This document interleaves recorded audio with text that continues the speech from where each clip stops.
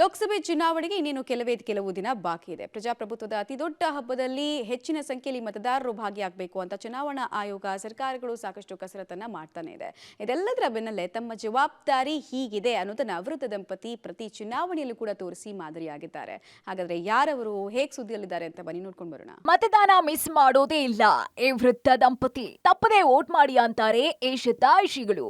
ಹಾಸನ ಜಿಲ್ಲೆ ಚನ್ನರಾಯಪಟ್ಟಣದ ಕೆ ಬ್ಯಾಡ್ರಹಳ್ಳಿಯ 102 ವರ್ಷದ ಜವರೇಗೌಡ, 95 ವರ್ಷದ ಲಕ್ಷ್ಮಮ್ಮ ಪ್ರಜಾಪ್ರಭುತ್ವ ವ್ಯವಸ್ಥೆಯ ಜೀವಾಳ ಅನ್ನಬಹುದು.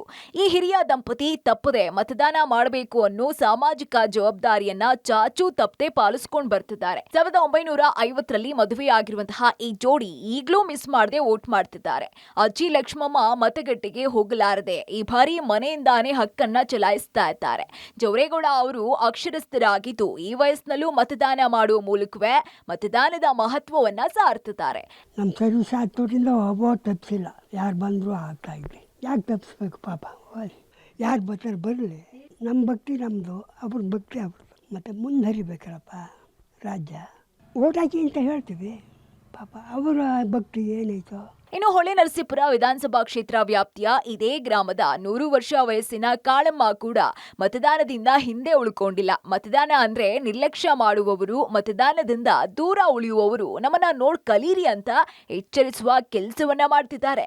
ಇನ್ನು ಇದೇ ಗ್ರಾಮಕ್ಕೆ ಹೊಂದ್ಕೊಂಡಿರುವಂತಹ ಕೆ ಆಲದಹಳ್ಳಿ ಗ್ರಾಮದ 95 ವರ್ಷದ ಪುಟ್ಟಯ್ಯ, 90 ವರ್ಷದ ಸಂಬಮ್ಮ ದಂಪತಿ ಕೂಡ ವಯಸ್ಕರಿದ್ದಾಗಿನಿಂದಾನೂ ಕೂಡ ಮತದಾನದ ಹಕ್ಕು ಚಲಾವಣೆ ಮಾಡ್ತಾ ಬಂದಿದ್ದಾರೆ.